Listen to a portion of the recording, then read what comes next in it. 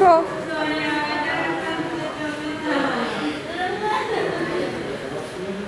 মানুষের মৃত্যু আসলে কখন কিভাবে হবে এটা আসলে আল্লাহ তালাই ভালো জানে।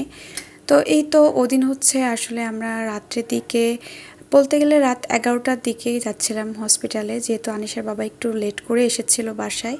তো আনিশাকে নিয়ে আসলে ও হসপিটালে যাচ্ছিলাম ওর কানের সেলাইগুলো কাটার জন্য। তো রাতের দিকেই যাচ্ছিলাম, যেহেতু প্রাইভেট হসপিটালে যে কোনো সময় গেলেই হচ্ছে ওরা কেটে দেয়।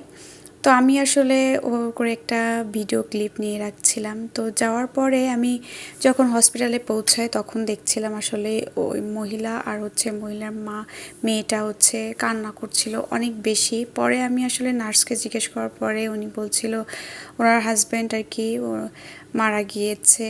এই তো 5 মিনিট আগে বললো আর কি। হঠাৎ করে আসলে ওনার হাজব্যান্ডের হার্ট অ্যাটাক হয়েছিল আর কি।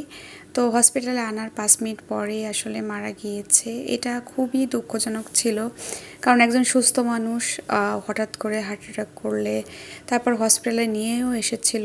আসলে লোকটার আসলে হায়াত এতদিনই ছিল, আল্লাহ তাআলা তার এতদিন হায়াত রেখেছিল, সেটাই হচ্ছে বড় ব্যাপার। সব কিছু হচ্ছে ওসিলা মাত্র।